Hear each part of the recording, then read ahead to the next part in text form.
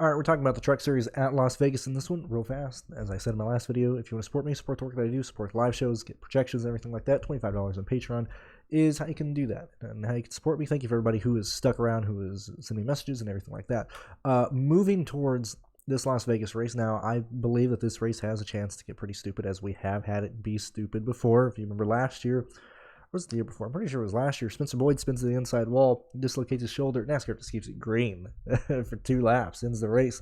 I expect us to see some wrecks in this race, but instead of looking at Las Vegas and stuff like that, I want to look at the 2 most recent intermediate tracks. Okay, I know that we're leaving Auto Club, and the trucks didn't race at Auto Club, but we're losing the the biggest high wear racetrack. A lot of fall off, blah blah blah. Another track that has a lot of tire wear and fall off. It's Las Vegas. Okay, where else are you going to run right against the wall, specifically in 3 and 4? It's going to be Las Vegas. I know you run the middle in 1 and 2, but look, you're going to be all over the place here at Las Vegas.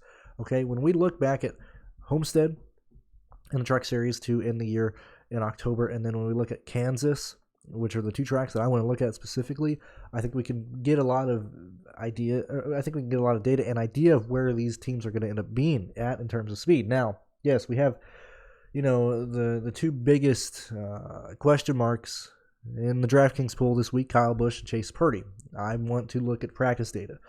We have seen specifically the last 2 years that paying up for Kyle Busch just hasn't worked out a ton. Okay, it hasn't necessarily killed you. He's still scored in the 50s, but in terms of paying the egregious price tag of $14.5 for Kyle Busch in the situation, I'm a bit concerned about that. The fact that we have Ross Chastain in an East car for $12,000, I'm a bit concerned about that. And the reason why, as I said, looking back at Kansas and Homestead, okay, in my opinion, yes, Kyle Busch is a variable that we'll probably get an idea of what he's going to be in practice. I don't believe I don't believe that Chase Purdy is a 1-to-1 replacement for like Corey or Nemechek in terms of speed. I understand that these teams are swapping manufacturers. KBM's going to Chevy, Tricon's going to Toyota, but in the grand scheme of things, they're all running Ilmor engines. We don't necessarily have a huge amount of factory support from either one, or these guys aren't getting a huge amount of factory support. It's more of the sim data, more of the aerodynamic ability of the car, so on and so forth. But when we look at how this sorry, I'm kind of going all over the place. When we look at Kansas, Nemechek, lights out. Fastest car out there. If you remember, this is the race that Hocevar and Nice, they run Hocevar long. The race stays green. Hocevar loses the race on 2 to go, 1 to go. He gets passed by Nemechek at the very end. And they nearly run Hocevar out of fuel. He comes away in 2nd place. Another guy who was in the top 5 all day, didn't lead any laps, but scraped off some fast laps there, was Ryan Preece with the DGR cars. And basically that's what Tricon is now. When we look at the people in Tricon, specifically Kaz Gralla, Corey Heim, Tanner Gray. Corey is a guy that I'm very much interested in. The fact that he's 9.5, the fact that he is, in my opinion, jumping into a car and can perform very similar to Ryan Preece. Yet again, we need some data to support this in terms of practice, in terms of some races throughout this year. But I think Corey has a real chance of being fast right off the bat. Zane Smith and Enfinger would round out your top 5 finishers at Kansas, and Zane Smith would basically just run all day in the top 5. Couldn't get the lead, couldn't do anything, but was there all day. Started 9th, had to push his way back up through the field, basically just ran 5th all day. When we look at Homestead, who are the 2 fastest guys here? It was Ty Majeski and it was Zane Smith. And Majeski had to drive through the field. He started 18th, and Smith started 6th. But these are the 2 fastest guys the entire race. That's just how it is. Yes, Ben Rhodes leads early in the race. And Ryan Preece, he ends up starting first, loses the lead early to Ben Rhodes, I think on like the 3rd lap. I think Ben Rhodes takes it over. Ryan Preece just ends up running 4th and 3rd all day. But for the most part, it's really the same guys. Zane Smith was up there, Ryan Preece was up there. We have seen, we did see, ThorSport have more speed at Homestead than they did at Kansas. But you got to remember that Ty Majeski also started second at Kansas. He basically just lost the race on the long runs on the long run speed that Nemechek had.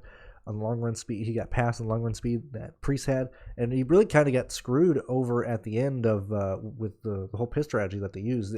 Realistically, Ty Majeski should have finished 5th at Kansas. He just didn't end up finishing there. So when I'm looking at this weekend's race and looking at these pricings and looking at where people are, Ty Majeski at 10-2, I'm interested in him. Nemechek, Tricon Garage, 10-7. Zane Smith, I'm interested in. Corey Heim at 9-5. And the reason why I'm bringing this up is because I don't really see a reason to play Kyle Busch or Ross Chastain in this event at the moment. Just kind of where I'm at there. At least early thoughts on this Thursday. I don't really believe that we need to really consider that. I think the real pool starts at Zane Smith. We did see speed out of, let me see right fast. It wasn't at Kansas. Let me see. It was at Homestead. We did see speed out of Stuart Friesen at Homestead. Started 9th, gets up to 6th during his first run. Really files right in around 5th and 6th, works his way up and finishes 3rd at the end of the day there. I like Friesen at $9,000. There's a lot of possibilities that this race could go in terms of lap leaders and stuff. And typically, I don't know why I started doing this, but I typically like starting at the top and then working my way down to like the very min salary boys. Just because that's typically how I end up building lines. I'm really dictated by where I want to go in terms of the value range. Dude, this race is going to be insane. I really do think that we're going to end up getting wrecks. Spencer Boyd, 45, Matt Mills, 46, Mason Massey, 48. All interesting plays. All, it really down here, it depends on, or how I project guys. It's based on, okay, where are they starting? Okay, once that's established, look at the practice speed. Where do I think they're realistically going to move their way into during the race? Okay, now for an instance like this, I will probably not give anybody a finishing position outside the top 30 in anticipation of wrecks, cautions, guys wrecking out, wherever the case may be. But the fact that we do have Brennan Poole at 54, we have Caden at 46 he should be back in the 30 for on point. Caden at 5'6" kind of screams to me. Poole at 9'4" kind of screams to me. Timmy Hill, 61. I'm going to have to see where he starts. Might end up being too expensive there. Haley Deegan, Thor Sport. I mentioned how well they ran at Homestead.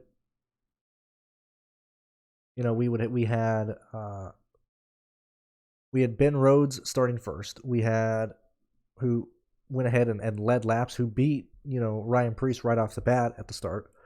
We have Ty Majeski, who ends up having the best car, running the high side, the best long-run car at Ty Majeski. The fact that we have Haley Deegan not priced appropriately for that, I believe, at $6,800.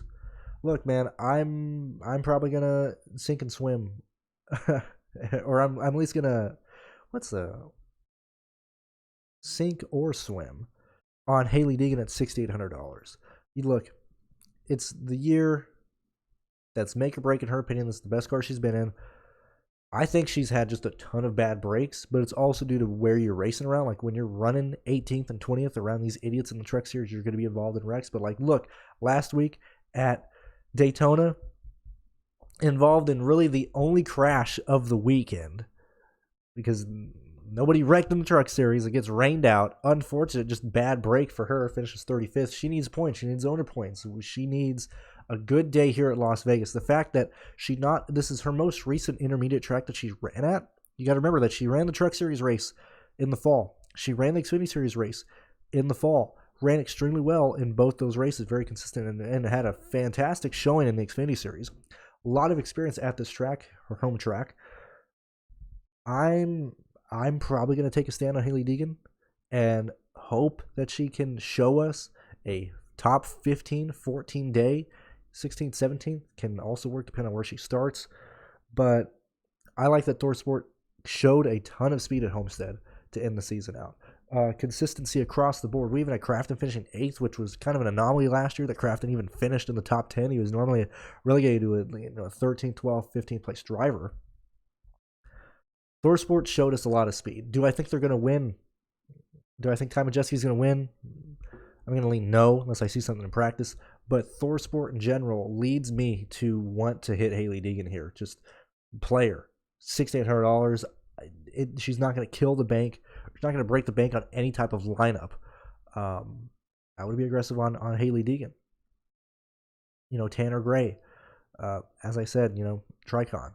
Chase Purdy. KBM. It's Chase Purdy.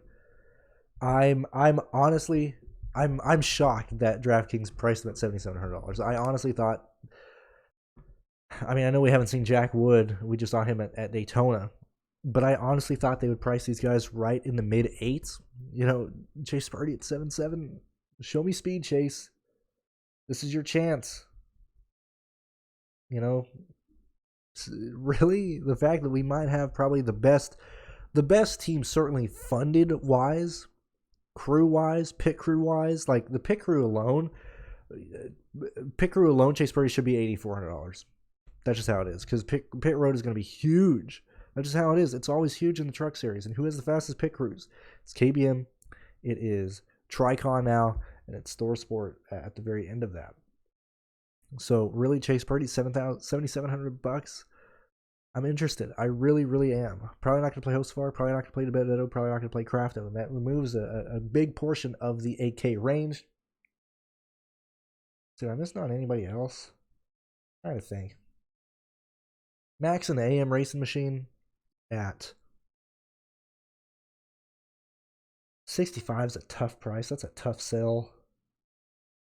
What's Howard at? Howard's at 66 and the 9. We did see speed. If you remember back last year, Darlington won. Was that man? I get these years mixed up. Highway racetracks for Colby Howard have actually been a highlight of Howard's, despite the fact that he doesn't have a lot of experience. He's performed very well. 66 is a really, really decent price for Colby Howard.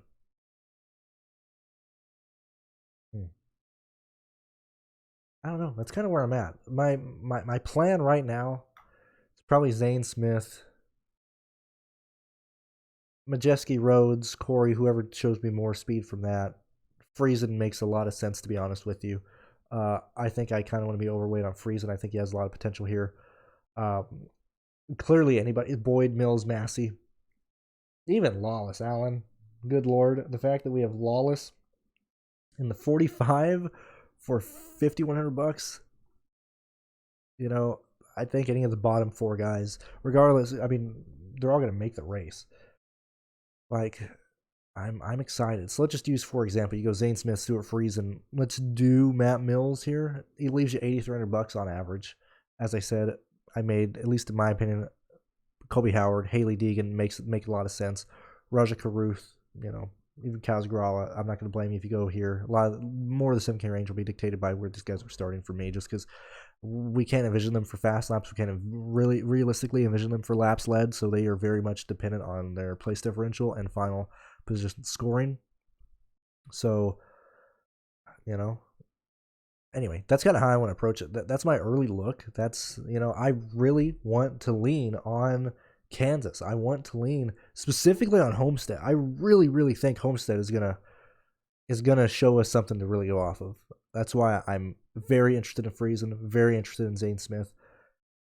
I think that, like I said, the speed that ThorSport is going to have, Ty Majeski, Hailie Deegan, I like it, man. I really, really do. And that's kind of where I want to go, just leaning off of Kansas and Homestead. Thank you guys for watching. I'll see you guys in the Cup Series video.